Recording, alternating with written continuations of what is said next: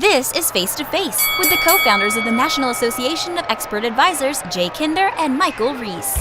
We believe that we can change the real estate industry. There is a better way to sell real estate.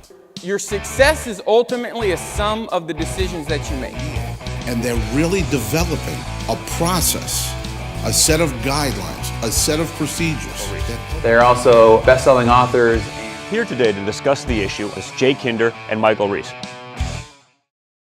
So how many Google Docs do you have to run your business, Michael? Today, I'm losing Google Docs by the month. We're really actually down to, in fact, this is a weird question. We have one challenge with one person with the goal of giving them off the final Taj Mahal Google Doc. Right. What's your customer acquisition cost? Is that you got that into Google Doc? Hang on a second. Let me see if I can pull one of mine up here. So I was just looking at some of the Google Docs we used to run the business, like the cost of sale. It's right. There's so many manual data pulls that are in it that there's no way. Like no wonder I couldn't guess right. You know what I'm saying? Like bad decision after bad decision after bad decision. Right. Right. All right. It's Face to Face. Jay Kinder, Michael Reese. We're going to talk about financial dashboards and a financial model today. That's going to be, that sounds like a boring topic, but man, there's probably nothing I've found in business to this point that's been more valuable than having a CFO and financial dashboards. Right. So that's part of what we'll talk about today. What else are we going to talk about today? Man, I think I believe we can talk about a lot of other stuff, scalability, some of these other topics, but not to discount. Just like financial dashboards are beyond important. So I hope people understand that if you're looking to grow your business, it's probably one of the most important things. That looking back, having data changes your behavior, man. Oh, yeah. Having real-time data is just a game changer. You don't even know what you don't know. Right. That's exactly right. You don't know what you don't know, and it's kind of hard to spot this as a huge problem because you can't see it, right? So you make decisions, and you make so many decisions that are based on what limited access to data that you have. It's not in real time. It's not tied to the P&L. It doesn't put everything together in one place for you. So, and it's certainly not in real time. So your ability to make decisions quickly and make the right decision with absolute confidence isn't there, which is why everybody that's listening here has started something and stopped doing it even though it was working at some point. Because if you really could have saw the actual profitability from that, like you would have never stopped doing it. You would have said, at all costs, we're going to continue to invest in this. And even if there's a down month, I'm willing to make that investment no matter what because I know what the outcome is because I can see that in real time based on your assumptions. And ultimately, that would be based on real data that you have. So that's just, I think, a small piece of what the value is of having the financial dashboards and real-time data reporting. Absolutely. Run scenarios, forecast. I mean, I had a real-world example, Jay, that happened this week. I had to go back to the old way. And as we're even talking, I just told you I wrote a State of the Union. Right. If you read it, it has to do with being, I'm spoiled, not being able to make a real-time decision based upon information. What I know to be fact is the problem that makes real-time not work is what you're getting your real-time from. An example would be, it's dashboards only work based upon the processes and the systems and the tools and the people that report into the data warehouse, if you will, right, that report out. So like, there's a lot of times where I'm looking at these things and I know what's wrong. Meaning I can look at, a guy told me that he was good at that. I did not realize, but over time, you get an intuitiveness. You instantly know when something's off. Yeah. I can see cost per lead being off just a fraction. So I'll tell you a couple, this is going to be humble pie here, but I was able to find, I'll give you an example, a lead source that was set up that the lead parser was no longer working and forwarding the email because I was able to see a source that literally was not delivering for one person, but we still had a budget set up. So what you're saying is across, say, 6 or 8 partners, you have a certain lead source that's resulting in a certain number of appointments that are being set by ISAs. And if you're looking at the dashboard and you see I have a goal. You have a goal. I have a goal of leads by lead source. This email? By lead source. By lead source, which is top of funnel, that's built in the model that is not saying I just want to sell this amount of homes. Right. I actually have assumptions that say It's I'm going to sell them. indicator. Yeah. Right. I'm going to be able to sell these because within the financial model and dashboard, the dashboard is giving you the information to change your behavior based upon real-time intelligence, based upon the things that you thought were real that you found out actually did not happen, right? And so I hope everybody can pick up on that because that was a nugget. Yeah. And so with what happened is I got into a meeting where for a certain specific reason they were still using a spreadsheet, and I have real-time dashboards in this department. But I don't even know why we were in the spreadsheet, but I knew for a fact that the spreadsheet numbers were wrong. The guy who was, and this is important to know, this is like, you're getting me tuned up here, but I'm gonna keep pulling your chain. And the reason why I knew is because I know why everything is in there. Right. If somebody's just putting the number in, what I've learned is they don't even know if the number's off or not. They know that they did put the number in, but they don't know that logic number doesn't make sense. And so an example would be, we had a new gentleman, sophisticated, could do things with the model I could never do. But he said that we generated 11,000 leads in an MSA. He had no idea that the system that was reporting lead source for data, where we just did a 10,500 unit import, was actually tagging the source wrong. Right. And what he came to me seriously saying, I think we need to cut down the budget for this person. Right. But he didn't even know that wasn't even, I mean, that's an exaggerated example. Right. But that's an exaggerated example. But on the same token, with another lead Plus source. that guy's new. Plus the guy's, yeah, it wasn't his, but he knows how to run the model. Right. But that doesn't translate into understanding the numbers. Right. You know what I mean? It will with over time. And then I get a phone call that says, man, there's got to be something wrong here because this number is saying 0, and I do not know how it could be 0. And so those things, in my old business, I don't know how long those things either continue. You never saw them. Never. It Ever. just happened forever. You didn't. I mean, you're talking about a problem that you're able to identify from a strategic standpoint because you understand what the financial model should be delivering to you. And when you see a gap, you know what I'm saying? Like if you're looking at every row in the spreadsheet in the financial model and the dashboard, well, that should never be 0. Why is that 0? That never gets by you. For you know what I'm saying, like it's not going to get by you. You're not going to have 11,000 data records in any other lead source other than data. Right. So let me ask you this: and I'm trying to make this relative to that really the team leader that's doing got a business doing 200 to 500, 800 transactions. Once you get above. Really, at about 200 transactions, we used to coach. You better get your tracking dialed in because now you're starting to spend money and you got to know what the return is on that investment. You start having to spend that. So like it starts to become the focus. Like in the beginning, it's probably not as critical. Ideally, if you started a business, you'd have a financial dashboard day one. Most people don't. So I get that. But like where the real value is at the point where you're starting to invest in multiple ISAs, for instance.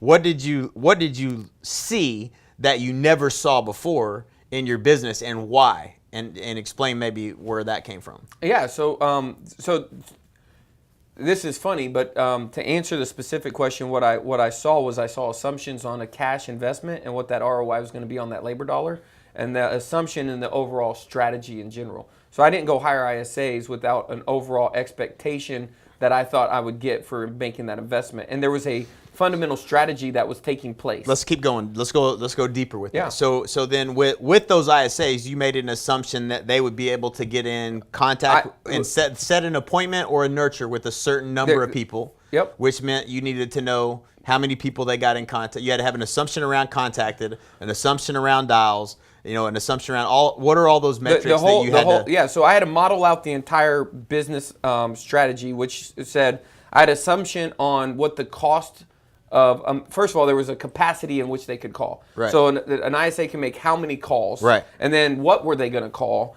And then what were the assumption results of those calls? And then even in listings, if I took a listing, what was the assumed price? days on market and return on investment, cash conversion on taking that person on. Right. And then what were all the things they were going to have to do along the way, and the person who's taking the appointment, what would they have to do in the system? Met, lost reason, all of the things in the tool that would allow me to see those things. So most people won't say. So for instance, setting an appointment. An appointment that met. Yeah. So, but let's say if it lost reasons, for instance, right? This is one that in my past it would have gone a couple of years before I would have been asking lost reasons, probably. Like it would have got buried in the details. Why did we now? If you're going on the listing appointment, it's one thing, but we're not. So if feedback loop. If you lost that one because it was a wood appointment, meaning they weren't interested in selling, they got steamrolled by the ISA. You don't get that. You don't get that feedback in any other system. But how important was that to learn those things on the fly instantly? It's very important. So there's a dynamic that I think people need to understand. When you're looking at models, you have dimensions in the model, and what me and Jay are talking about right now is the dimension from the ISA, and the goal could be a number of things. Man, we want to test a new lead source. Let's give it to the best ISA. Or the dimension could be we're going into the winter, who's not producing in the ISA department because of the overall labor efficiency. Right. Or it could be, hey, we're wanting to free up some of our budget so that we can try this new thing. What things should we stop doing based upon, what's not working? Right. And sometimes what you'll see in the model, looking at it from a dimension, is you'll get this. I don't know that they're actually a vanity, as I've heard described in the past, but sometimes you look for numbers just to confirm what you're looking your belief, for. Yeah, your belief, right. Right. And so having the right understanding going in on what your assumptions are and having something to go back to with actuals, it gives you that accountability in the model. What I look at right now, at the end of the day, is just so you know, is like the scalability factor. And so when I'm looking at the ISA, I like the ISA because I'm trying to say, well, if I do it that way, it's not scalable. If I do it this way, it is scalable. Right. And sometimes there's certain aspects of something that make it more appropriate than other. I'll tell you what, in real life, I found out this one person was doing really good. But then when I looked at the results, meaning I looked at their whole pipeline, I said, show me this ISA. How many active inventory do they have? How many coming soons do they have?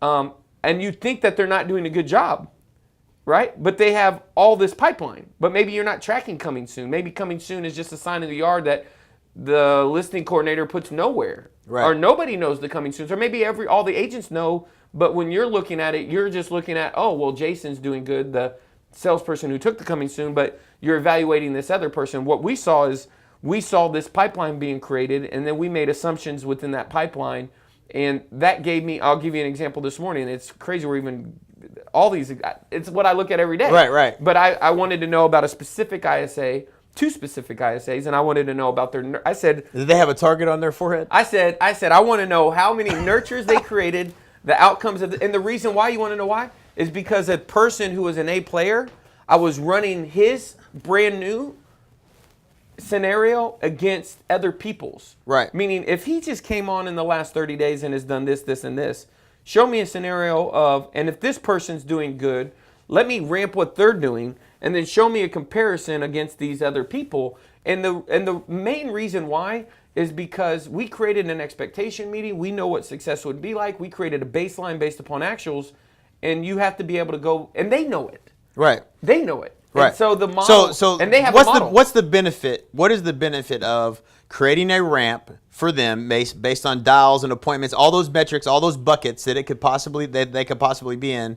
What's the benefit when you're hiring an ISA? What's the benefit in having that ramp clear? What does success look like? This is the benchmark for success. If you don't hit this benchmark, you're not going to work here. But what's the benefit someone could take away from having it set up? Man, that way? I think that when people understand how you're measuring them, they're more likely to perform. The right person. Right. I think the main benefit, Jay, is when you have the wrong person. I think too many times we get emotionally attached to the wrong person, and they're not working in the model. If you knew the math, You just know you just know it's the wrong person. Yeah, and you knew right. it going it's not, into it. It's not emotional. And, not emotional at all. And I'm thinking back to the 147 different ISAs I've had. Get a load of this. So I get a text from Josh DeShong's right-hand guy that COO.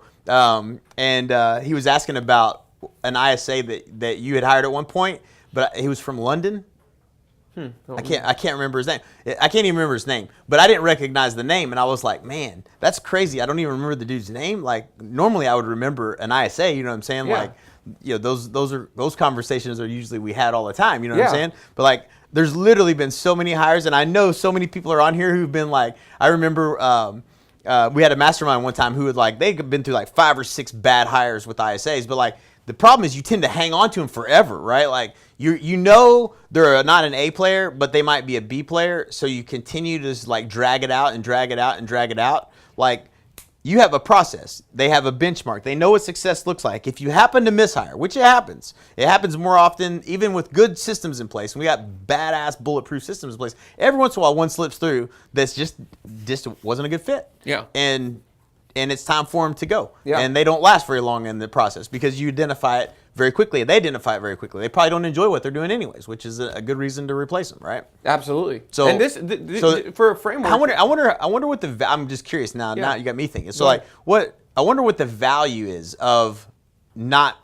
if you look at the average amount of time someone might hold on to that person, what's the value that's created by getting the right person, first of all? You hear all those studies. Opportunity There's, cost. hundreds of thousands of dollars, cost for rehire or whatever. But like, what is the real, I wonder what the real, having this process dialed in with a ramp period, knowing exactly what they need to execute on, what that does to the overall, So let me profitability. start for beginners. This is such a great conversation. We'll be in here for a minute. All right. Okay.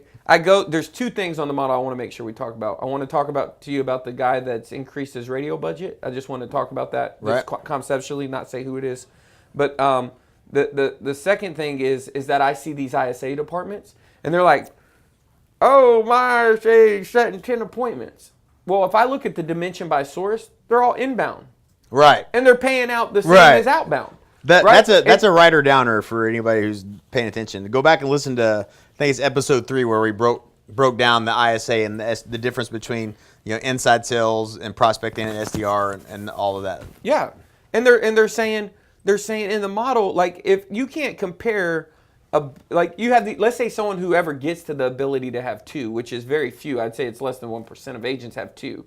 But then one guy looks to be doing better than the other. Well, they always put them on the buy side too first. You know what I'm saying? Right. Like that's I got one on the sell side, one on the buy side. Exactly. Right. Exactly. But the one on the sell side is also filling out your paperwork for you to go on listing appointments. That's what I did. Yep. Like I had them doing all kinds of $10 an hour work. I certainly couldn't have measured their performance because I had them taking inbound calls. I had them going, calling and prospecting FSBO expired. I had all them the doing stuff that made you successful that you didn't want to do anymore. Right. Exactly. I had them doing that you couldn't hire an admin to do because it took a different skill set. Right. Exactly. Yeah, and the thing is that I think that what I see, and this is just in specifics, is that from a model perspective, it's very hard to model that because what you're modeling is marketing.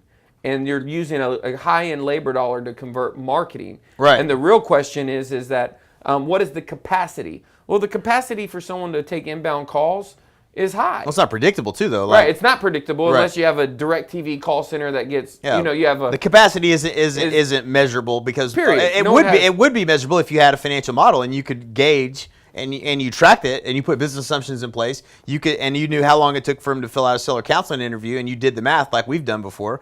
Then you could measure the capacity of that person, but it's really a different role than what It's a different skill to take that call. Absolutely. Yeah. You don't have to be near as skilled to take that call as you do to make an outbound prospecting call. Right. And the reason I brought it up, the main reason that I brought it up was because that overall model on how you're going to model out your ISA, you have to be thinking, well, how much money am I going to make from this investment? And you have to reverse engineer all the places that those closings are. Are they going to sell 48 deals a year? Are they going to participate in 50 deals, 60 deals? What's their OTE, on target earnings? They have a model. So our ISAs have a model, and they know how many appointments, how many calls. And I'm going to your original question, how helpful is it for them? When you said how helpful it is for them, it's really helpful when you have the right person. when they know exactly what they need to do on leading indicators in order to hit where you're measuring them for success. We tend to hire ISAs, and I'm speaking. I feel like I'm speaking for the audience. I am speaking on behalf of my experience, and I feel like many others that have made ISA hires and done it the same way we did, which is, you kind of sell them on, their opportunity if they're going to get paid a little bit on the back end, and there's all these different ways of compensation, which we did talk about in episode 3. The problem is, like, that ain't reality. You know what I'm saying? Like, the number of listings taken, or you're way overcompensating for something they didn't have any change in, they didn't change the outcome in, just because you don't really have these right systems and processes in place. So you're overcompensating for a listing that you would have got no matter what, because anybody could have taken that call. So you're giving them 5%, 2%, 3%. We've done a whole lot of different variations, but you're overpaying for where there's no change in the outcome, something that's not driving the outcome, just because you don't know any better. Right. Done that a few times. Yep. Okay, so I was thinking about something that, and this isn't meant to be about ISA, but I think this is where a lot of the learnings come from, because no one is going out. Take ISA and you can say lead conversion. We'll work to that next. We'll go to that next. But I want to hit a couple things. So because the data was in real-time reporting in a dashboard, and let's say you wanted to run a test, you said, I'm using this system, this dialer, this data, for instance, as well. Maybe we use 2 separate examples, because I know you probably have 2 great examples there. But let's say with the dialer, you say, that's interesting. I'm going to test the dialer. I know you went through this, because I've heard you tell a couple of the stories. You know what I'm saying? So I'm trying to fish out of you something specific about that scenario, right? So you've got. Let's say you decide you hear this dialer, this is a better dialer, and you're not married to the technology, because you always ask the question, where am I wrong, right? So you're not married to the technology, you're just using the technology, whatever technology you're using, and you say, this other one is supposedly better, let's test it. So what happens next in that scenario? So I'll tell you a real life scenario. We right now what I'm dealing with is I believe that there's a certain lead source that has demonstrated its ability to have a shorter cycle of being able to, from date created to listing taken. And that is very valuable to our partners, especially when you're trying to pull a lever to impact a result that you can do with expires, but you can't control how many you get. Right? And so it's probably in a defined territory. Right. In a dense area. So a very specific answer to that question is we had a certain contact rate, which is how we measured our dialer. And in our contact rate was a percentage in the model across the board. What we did was because this lead was not a data lead, it was user provided information, it gave us a certain marketing strategy. So I put the person through it and put them through the technology and the assortment of our touch plan. So same ISA, right? No touch plan. One ISA, touch plan with just email. Same ISA, no touch plan with text message, slide dial. Same scenario. Were you testing 2 technologies?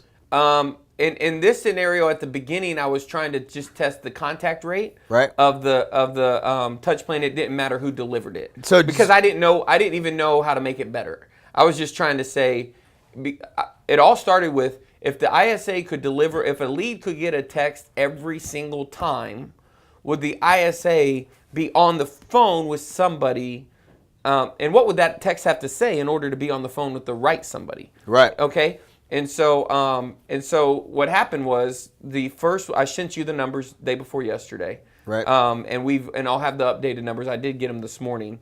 But it's had a tremendous, in fact, what I think will happen, what my entire assumptions are, is that there's probably a more effective way of having ISAs produce at a higher level, which is important, because right now under the current model, you won't keep a talented ISA if they don't hit their OT. You can say, oh, here's what you do if you get this, and then they start, and they're waiting and waiting and waiting and waiting.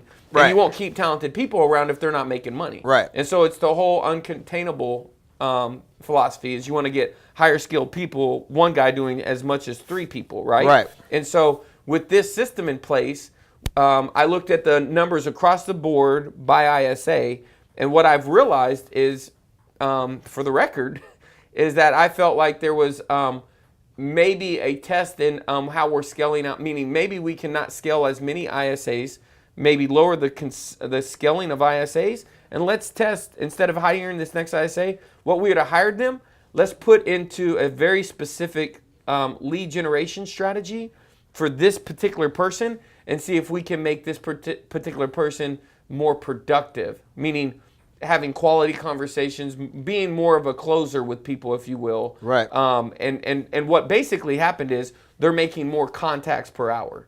Meaning they're on the phone. If an agent being face-to-face with customers, they're on the phone having conversations per hour. Quality conversations, right? Per hour. So like one of the challenges that you run into with the automation of text, slide out, leaving a message, and voicemail or whatever, or I guess that's what that is, or email, right? So any of those automation that creates engagement, which we know works because nobody wants to talk on the phone. They much rather text back and forth until they come to an agreement or whatever. But they'll respond, and I don't have the percentages, but way more often with text message is what we've experienced, right? But the challenge is, how do you measure? Okay, in your model, how do you measure? How are you going to measure the ability to see? Was that a F off? You know what I'm saying? Response engagement, you know what I'm saying? Or was it something meaningful, right? So like what you're saying is the text message, it's important what the words are that flush out a good conversation, because the amount of time spent on the phone with people, it lowers the number of dials, it increases the number of conversations, but it ultimately increases the productivity. But I want to ask you, I want them, what I really wish I could show everyone that's listening is I wish I could show them 6 months from now, when you make that change, what it does to the profitability, like what it does to your cash in the business. That's what a financial model is, because I don't think most people have even really seen a financial model and how it works. Like, unless you know what I mean? Agreed. Like when we talk about financial model, what are you talking about? Just tracking and reporting? No, y'all got to see this shit. You know what I'm saying? It's unbelievable. Like the difference in that level of productivity multiplied by 10 ISAs, it could increase cash 6 months from now by 100 or 200 or 300,000. That's the impact. But because you're looking at real assumptions based on real changes that are being made, that have been being tracked, and it's in real time. As you look at, hey, should we do this or not? What would happen? You look at 6 months down the road. You're not making that decision based on what you see in front of you this month. You know what I'm saying? You're not looking at this month's information of your ISA set 42 appointments, and 30 of those were company generated. And that was the first thing that we had to educate everybody on, is like, there's agent generated and company generated. You need to first of all separate that, because you're looking at the business and you don't even know what percentage of the business you generated versus what your agents generated. That's a variable that most people don't even know. But like, once you get that down, now you got to start looking at what agent did it. Right. Because right now on that number right there, 3 agents make up 80% of that number. Right. But when you take into the consideration, it's just fascinating to me. Like, when you take into consideration, you could hire an ISA at an expense, a monthly salary, whatever it is, $3,000-$5,000, whatever it is in your marketplace that it would take to hire that person. You can put them on the phone, and you can increase their efficiency in terms of dials. You can increase their efficiency in terms of conversations, and in terms of nurtures, in terms of appointments set, and to the point that it can drive up profitability massively.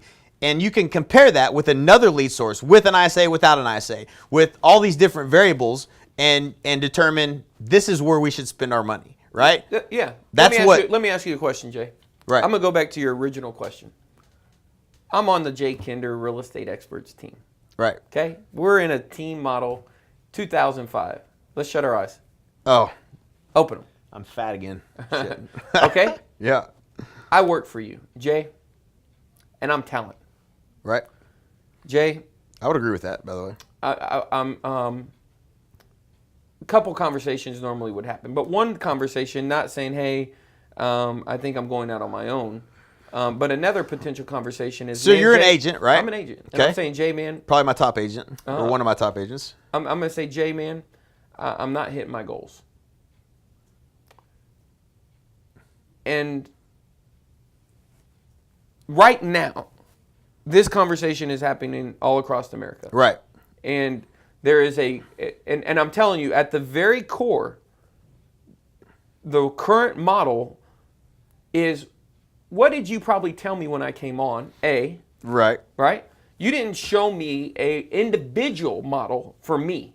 No. Where we had an agreement of what you were going to deliver for me and what I was going to deliver back for you. Right. Okay? So what currently happens, and this is real, they come into the office and they say this, and we dance until they say, I saw that dance 6 months ago, and my husband told me to come see if you got a new dance. Right. Because that's exactly what happens. Right. I used to drive me crazy. And so they what happens is that the only solution to their problem right now is we think that they don't work, and we find out about it way after they've already failed, right? Meaning they're busy, where are they at, how many appointments did they have, what was their conversion? Maybe there's some of us, the top 2%. You can't even, I mean, like, let me tell you the first thing that used to happen. When I would go back to Lawton, this has been since 2000, probably 2008, 9, 10, 11, somewhere in that range. I had one of my agents that used to always want to meet with me. So, like, we were working here on Kinder Reese, or we were working on NAEA, and, you know, we were blowing and going, trying to accomplish our dream down here with the vision. And when I would go back at the real estate company, I'd have one agent that always wanted to meet with me, like the very few times that I would go back. What was their, don't tell me their name. Right. But what was your budget for that agent every month? I did not have a budget for that agent. And so, I couldn't even tell you really what I delivered to them. No, nobody can. I couldn't even tell them how many leads I gave them. I mean, I could pull it up ultimately and get to the bottom of it, but I had multiple spreadsheets. I couldn't tell. Most people right now are saying go to Fish Pond. Right. And if you're not busy enough and you're not hitting your goals, go back and tell your spouse the reason you're not hitting your goals is because you need to dial more in Fish Pond. Right. That's the answer. Right. Right. And then you know. And first of all, the first thing is they don't. Probably their response to that question or to that statement, I'm not hitting my goals, is, well, what are your goals? Which is the first problem. And is the problem in the first place is if you don't know what your top people's goals are and you're not aligning and investing in how you're going to help hit those goals, you're losing your best people, and you will continue to lose your best people until you have the discipline. The best people have goals. The best people will have goals. The best people are going to have a struggle to hit those goals within your business model as a team. And you're going to have to show how you don't have an agreement as to what you're delivering and what they're delivering. And if you did, it would be so embarrassing they would have never came on board in the first place. So let me tell you what my experience is kind of looking at both different models. And a team model, I had one lever to pull, and that lever that and first of all, this was the unique problem. I ask people all the time, what's the problem between the two? First of all, if I had, let's say, 7 agents, I've talked to people with 30 agents, and they're like, oh, I'm about to have 50. What's your threshold for pain? Yeah, I got 60. Whatever it is, it doesn't matter. And then what happens is, and this is all really happening. I'm going to get this point out. One person that I know that just joined a real estate team, top team here in Dallas, said they have to drive. The deal was they actually interviewed with 3 top teams to be a listing specialist, and they went with the person that begged the most, and the person that begged them the most begged them, but the only reason they weren't going to go with them was because they couldn't understand why they had to go through a round robin, and that one person could possibly live closer to a listing, and in lieu of developing the technology and the systems and the processes internally to be efficient, that the default policy was the listings were given round robin. You're going to Fort Worth. That's it.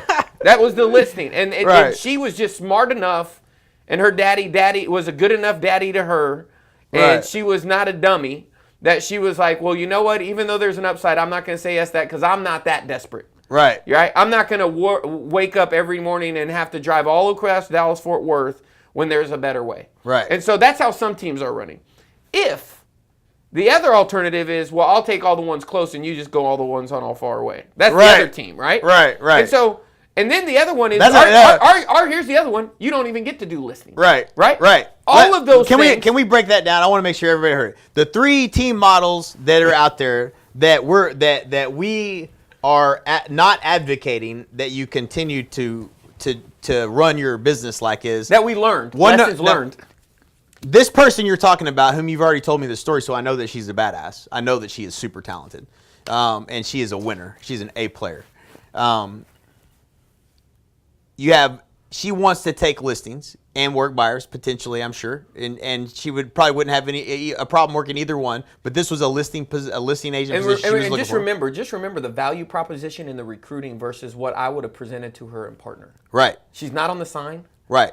Let's go through this, dude. This is a huge deal. That's what I'm trying to say is that I would have presented her with the individual partner model that said, this is your territory. Here's what we're going to deliver to you. So what does she get? Is what there would an she agreement get? that you can do this? Can you do this? Can you do this? Right. I know this is what I'll do. Well, Here's what you do. I'm sitting right here.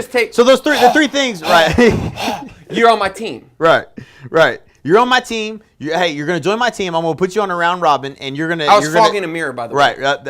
I got that. Yeah. I don't know if everybody else got that or not, but you definitely fogged up the mirror here. So you either bring them on board, and they're not allowed to take listings. That's most everybody on the call that's under 300 deals is probably going on all the listing appointments themselves. But the reason why is because they don't have scalable lead generation, and their current only ability to grow is they have one thing or two things possibly working that aren't working in a dense capacity, or they don't have any strategic way, or they don't have a financial model where they can even see if they step out, what that does to the impact on their profitability. Yeah. So they're not paying themselves a market-based wage. You haven't read Simple Numbers, Straight Talk, Big Profit. So you're not paying yourself a market-based wage. You don't know what would even happen if you do step out to over the long term of all your listings. Once they start to sell, what happens when you transition over to these listing partners? Nobody knows in the financial model what that does to their business because they've never ran that in a model and said, okay, well, if I do this is what the impact is on profitability of the business. So that's the first problem. The reason I guessed 5 times wrong. 5 times I tried to compensate Chad Smith, Ryan Sullivan, a few other people that I tried to put in this place. Stace, I eventually salaried him and put him in One person offered her that. Right, and that's not. I mean, that's part of the model. That's fine. It's great until there's a lead that didn't get you didn't get a listing, and it's the 11 o'clock at night. Nobody's worrying about whether that listing got taken or not. You know what I'm saying? If it's just a salaried model, we learned that lesson. Compensation drives behavior. And so you can do it. We did it for a long time, but it's not the most efficient model. Not if you really want to create leverage. But you have one person who's taken all the listings. It's most profitable for them to do that. I'm not saying that's wrong, but it doesn't scale, and you'll never be able to step out of the business if you don't figure out a way to change the way you compensate and get yourself out of the listing side of the business in a profitable way.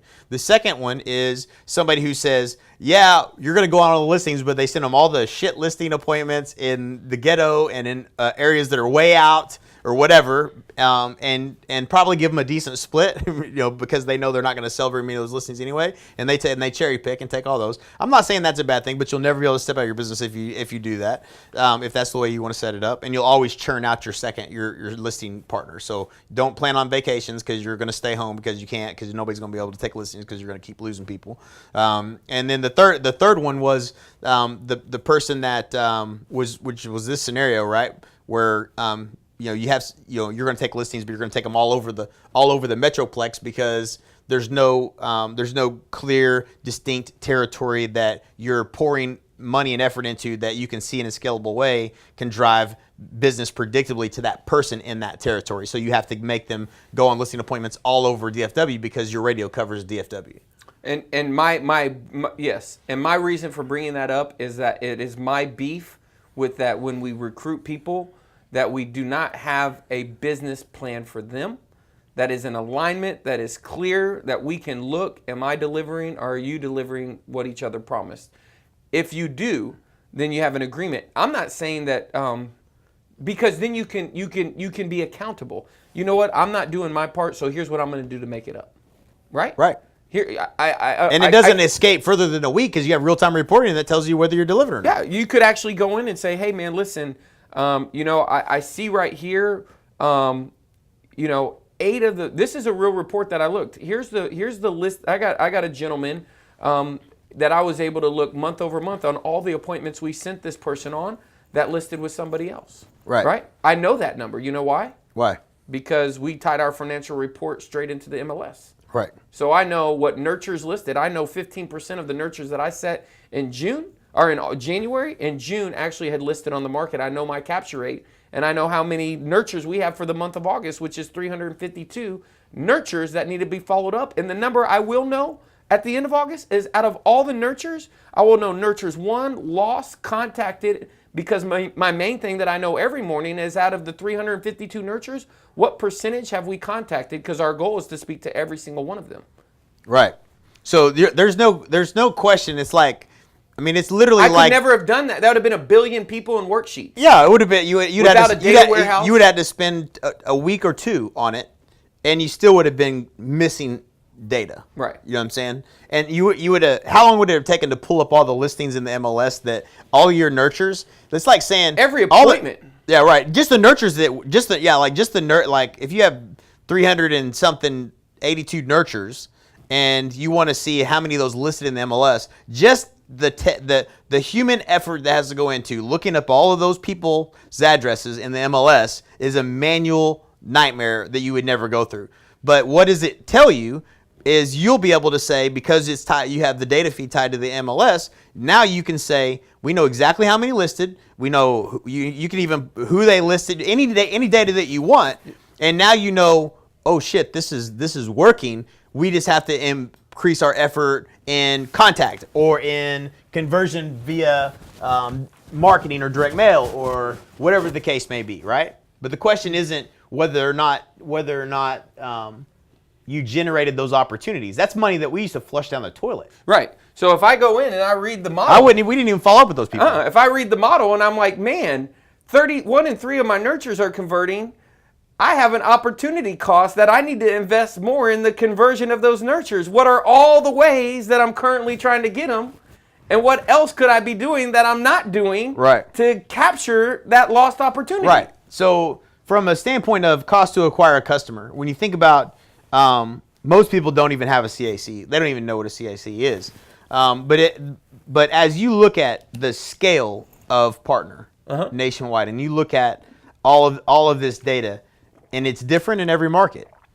What is your confidence in knowing what's working or where to focus your energy? How much compared to how it used to be, and the continuous churn of agents wanting I think the brilliance of what you just said. I mean, what you said was so brilliant. What is brilliant in what you just said is probably the most brilliant thing that it's amazing. You're a genius. Hey, man, just keep going. Just keep on. How brilliant am I? You're very brilliant. The brilliant that you just said is what the number one thing I learned, Jay, is that the constraint is different for every MSA. Right. And so most people are trying to solve all their agents' problems with the same solution. Right. And I can see into each MSA, and we've created a business arrangement where we partnered with people, and so we can both agree on their problem, and I can guarantee you the problem of somebody here is exactly the opposite here versus here, and we all have models in which we can work from. In one MSA, there is a legitimate, easier way to generate a seller than in another. There could be a 300% spread in the amount of homes that expire, and I don't know why. I can assume why. But in one of our current producing MSAs, homes expire there more than any other MSA that we have. And guess what? We capture them. Right. And then we have another MSA where they're very low. And we have to have a different strategy. If we just had expireds, then what would happen in the current model is you just go on a lot of expired appointments over there and you wouldn't even know. But that's not scalable. Right. But in our that model, wouldn't scale when you move to the territory where you didn't have any. Exactly. Right. So we've had to learn how to create throughput from top of funnel all the way down to the customer acquisition, CAC, all the different ways, and then develop muscles that allow us to know if this is the bottleneck here, what are all the different ways we've solved it over there, and we're gaining that intelligence and that momentum. And I think what the most important thing is that I can, out of those 352, we know our capture rate, but we also know if you look at, let's say out of those 352, that it was the 80-20 rule, that 80% of those nurtures were in 20% of your MSAs. Right. Or let's say that the vice versa, 80% of your nurtures are coming from 20% of your lead sources. Right. Right? Like all of those different dimensions give you real-time intelligence to drive your ideas and strategies. Yeah, right. It tells problems. you right. It tells you exactly what to do, and it helps you identify what the bottlenecks are and the constraint is in the throughput. But it also allows you to move swiftly and confidently onto the area that has the most, that's going to have the greatest impact in the shortest amount of time in terms of profitability and long-term and scalability. Right. So it's fascinating. Like, I mean, I think back to the way we used to run our businesses, and I know that there's people that are here listening going, yeah, that sounds great, motherfuckers, but how do we do that? You know what I'm saying? Like, you know what I mean? Like, there's, you know, and that's really what the goal of Partner was all about, but is to be able to help you with these problems. Like, let me tell you another problem that I deal with a lot. Org structure. Organizational structure, compensation, and, you know, how do you set up your organization to be successful in this environment, and who's your next hire need to be, and what's the ad need to be like, and what is it's not just disc that you run to make these key hires. There's way more sophisticated hiring process that you need to have in place to get the right person that gets this shit off your plate for good. You know what I'm saying? Like, you can't afford to miss hire. And I think there's an interesting point there, and some people don't want to do that. And that's what makes Partner beautiful, is that you can create a hub, right, and create opportunity for other people that see value in you doing that for them. Right. Well, yeah, that you're 100% right. That's exactly that is ultimately that's a great point. To making a business is that the area partner opportunity that I see that we have is not looking at us just selling real estate. There's more opportunity in helping people be successful. You have to stop looking at it like you're a real estate agent, a big real estate agent with a big team, and you have to look at it as you're a distributor of real estate services to your partners. That's the shift that you have to make in your mindset. Did I say that right? Mm-hmm. So that's the shift you have to make in your mindset. Would you rather continue to be the real estate agent out there with your tongue dragging the ground, with your team that continues to churn, your best people continue to be a threat to leave, everyone else continues to suck ass and not produce, and I say that laughingly, but not laughingly, and you continue to grind it out, trying to make the right hires, trying to get things off your plate, to, you know, only to just to continue that continuous wheel. If you want to grow it, you got to have 50 agents doing 1.5 deals a month to 2 deals a month. If you want to continue to grow and try to grow the business anymore, and if that's the goal, that's fine. But if you want to have some sanity and you want to have fun, you want to work with people that are like you, that are hustlers, that'll go out there and do it, and that'll agree to what it is you're providing them. Become a provider of real estate services to them as an area hub, which is what we're doing, and is what the opportunity is for anyone that's paying close attention to what we're doing. If you're not, you should be. But that's what the opportunity is. That's how you really build something of value, and something that really is ultimately a lot more fun than what we used to have to do. Yeah, and it's you know, I think that the opposite model is you're going to provide a support system so other people in your area don't have to drag their tongue across the ground, because you, in that partnership relationship, you're able to create a win-win opportunity by having a differentiated value proposition of why they should come work with you, and you attract higher talent. Right. Because you actually have something to offer them that nobody else is. Right. That allows them to actually see in a model why they should be with you versus somebody else. And let me tell you the other thing. Because all you want them to do is bring a calculator to that meeting. Right. Because do the math. Yep. It's not hard. They will make more money. You will make more money. There's no doubt. Some of the other pieces that I think are critical, that when we talk about scalability, you got to mention, and then we'll wrap up. You know, training. One of the biggest challenges I think most people make in their business from that, you know, 150, 200 up, is you start to wear the hat. I had this conversation last night with one of our masterminds, just what are the roles that he's wearing. He went back to do his org chart, you know, it's kind of like, what are the hats, you know, what are the functions that are there, and you've got ISA and two ISAs that are reporting to you. You've got a listing partner and maybe another one that's going to come on board that's going to need to report to you. You've got operations where the hire was going to be made, that is, you know, got 2 or 3 direct reports.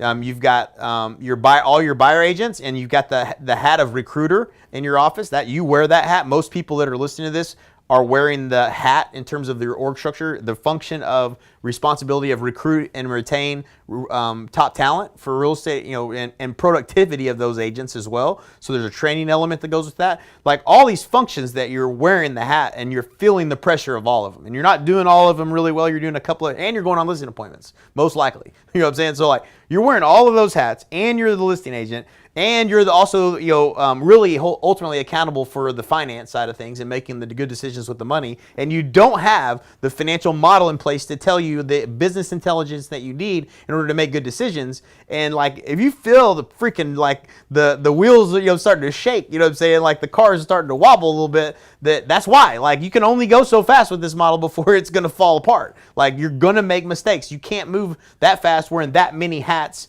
and having that many roles and functions that you ultimately own. Like, and I don't know where I was even going with that, but that's the problem ultimately with that team. Oh, with the scalability. Training.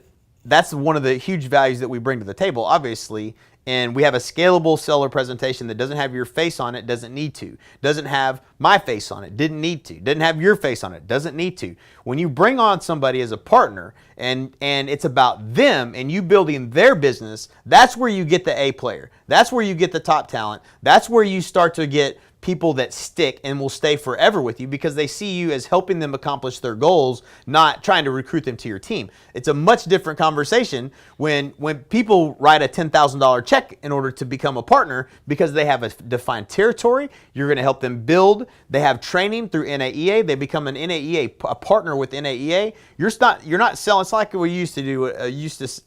Make me levitate. I used to say, like, the ability to say, listen, look at what all you get because this exclusive territory through NAEA, and we're going to provide all of these things to you. All the marketing, everything that you need to be successful, this is your territory. There's value in that. That's a sellable entity. So the kind of people that you bring to the table, like it's probably hard for a lot of people to really grasp how much better this business model is until you see it.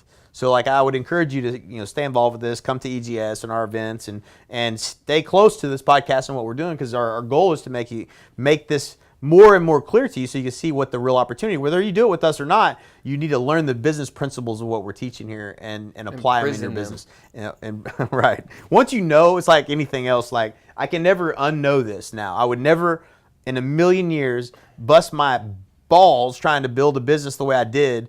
I just didn't know this. Yeah. It was just something I hadn't learned yet. Yeah. And speaking of learning, actually, that's actually interesting. Now, before we finish, I found these in my. I went through a moment of purging here in the office, and I found this. I found this stack of. This is a stack. I know where that top one was from. What, this one? Yeah. Where's this one from? You got engaged when you had that top one. You went into the W. I stayed at the Roosevelt. You flew somebody in, and no, this is the Roosevelt. The Roosevelt's in Hollywood. Yep, Hollywood. Oh, okay. Yep. I was thinking about New York. Yeah, yeah. Yep. That may be true. We may have stayed at you may have stayed at a Roosevelt. Yeah. Look, Riz Media. Look, you can start to see. So in my hand, you can't probably see this, but I literally have. I didn't count them. I counted one stack. I think they're like 100 or 120 a stack. So there's probably 400 hotel rooms. I haven't been diligent about keeping all of them, but over the years, that's how many rooms that we've had to stay in, you know what I'm saying, in the quest for knowledge and learning and growth. So like what I can tell you is, first of all, every one of those was multiple nights away. Right, multiple nights. Plane tickets, rent-a-cars. Right. That's the investment in knowledge. I'll just stack them up here. I don't know if they can imagine, because if they're listening, if you're watching the podcast, then you can see those. If you're not, go check it out on YouTube. Right, you can check it out. Check out the podcast, even at the podcast URL, which is I have no idea what our podcast URL is, but it's out there. You probably can find it faster than I will. I think it's face-to-facepodcast.com. But anyways, that's the quest for knowledge. So like, I mentioned it earlier in this episode. You say it all the time, and at first I wasn't really clear on the value of the statement, but I've since adopted it. Is where am I wrong? Where am I wrong? Where am I wrong? The amount you're so open to whatever the answer might be, and you're not trying to prove your point. You're not looking for evidence that you're right. You're just looking for where am I wrong in this? Am I thinking? Where am I wrong? Am I thinking? And when you do that, you find opportunities like what we found. Yeah. And if it hadn't been for that mindset, there's no question we would have continued to do it the way we've always done it. We would continue to coach instead of inventing a better business model and adapting to something better. Like we would have never heard the feedback that we had to hear in order to get this far. Like we would have never stayed. I wish I would have known it. I think if I would have known it sooner. Right. No question. No question at all. But yeah, man, it's continue your quest for knowledge. Continue to seek to learn and grow as a human being. And like, it's unbelievable how much different your life could be from where it is today. Yeah. Like it's unbelievable and much more fulfilling. I mean, it's just it just really is. So, and truly adding more value in the industry and more value in what it is you do. So that's all I've got. Is there anything else that you would like to add, Michael? 60-second question. What book are you reading right now? 60-second question. It's actually laying on my desk right there. It's called Outthink the Competition. Awesome. I don't even know who the author is. Let me see. I am actually, and I don't know what's on my Audible. This is actually on my Audible too, but I had I just finished The Obstacle is the Way, and I just finished, and I'm in the middle of Ego is the Enemy. So Ego is and The Obstacle is the Way was really good. I highly recommend that. Let's see what else I've got. I got a bunch teed up. So Ryan Holiday, he recommended Meditations of Marcus Aurelius, which I've always wanted to, but man, that's tough, man. That one, I think I got the wrong version of that one. And I've got The Obstacle is the Way. Another one that I'm really excited about reading is The Fish That Ate the Whale by Rich Cohen. He talks, Ryan, what's his name? What did I just say his name was? Ryan Holiday. He talks about the fish that ate the whale. And then it goes back into a bunch of books that I've had read already and recently pulled back up. My recent re-listens have been Organizational Physics and Platform Revolution, 4 Disciplines of Execution, and The Self-Made Billionaire Effect. Living with a SEAL is another one. That was a really entertaining. That was an entertaining. That was a motivating good, book. really right? good book. Team of Teams. I was going to try to do this every podcast. Well, good. I mean, there'll be new ones. There'll be new ones next time. Yeah, there will. But right now, I'm on Outthink the Competition. Cayenne Krippendorf, and it is badass. Actually, it was so good. You know, it's good when I pick up the book to go highlight some shit I got off the audio. Yeah. So yeah, there were some really good nuggets and takeaways in that one. So that's awesome. What you got going on? What you got in your podcast? What you got? I mean, in your Audible. Man, your library. Not business wise is Chai Running, which is new app. Is that the app you got too? No, that's Chai Running is literally makes running effortless. There's actually a buddy of mine who learned how to run, and he swore by it. John did it when we ran, and he said, "Oh my God, I couldn't believe it." Kitchens. But it literally is a 3-hour book, and it literally shows you a skill and a form on how to use gravity and momentum to make running effortless. And it literally says why people running this way are basically not using the laws of physics to run, and how you're supposed to lean into your run and how to. Right. And so it's pretty sick, and it works. That's scary. That was I don't remember if it was called Chai Running, but that was also in Tim Ferriss's 4-Hour Body. Was it? Where he, you know how he went through and like tried to become the best at everything in that book, basically. But he breaks down like with pictures and everything, like how the most efficient running style. So he took and interviewed like the Olympic gold medalist and all these different people that teach like running and all that kind of stuff for like the optimum like friction on your feet on the ground, all kinds of crazy stuff like that. Yeah. So that's an app or a book? No, that's a book. That's a book. Yeah, Chai book. Running. Yep, and the app was Runner's World. Right on. RW Go reverses. So you're running a marathon right now. Half a marathon in September with anybody who wants to do it. Right. Al texted me today saying what were the dates, and I think I got 5 people in so far. And the half marathon, I ran a half marathon once. You remember what happened? San Francisco. Yeah. I tried to run. I did run. I ran to the Golden Gate Bridge and back. I just didn't know it was 15 fucking miles. Right. And it looked a lot closer than that. But my feet hurt so bad the next day I couldn't even walk. Right. I almost didn't get to snowboard. Right. I almost didn't snowboard at all. That's right. Anyways, yeah, that's it. So that's all we've got. Hopefully this was valuable. We will be creating an environment where this will be easier to learn because I think that's what we really need to do. I mean, obviously, once you become aware that you can solve some of these problems in your business, that's one thing. But like us creating the the place or the space to do it for you, or to create a way to help you get that solved is definitely one of our goals. So it's something that we're really good at, and it's like watching little kids at Christmas time. You know what I'm saying? When once these problems become solved for you, like, you really, it's almost like you get a new pair of legs. You know what I mean? Like you're like, I can run fast now. You know what I mean? Yeah. So anyways, appreciate you listening in. As always, subscribe to the podcast. We got more coming your way. We're going to continue to share as much value as we can. And we'll either see you at the top or from the top.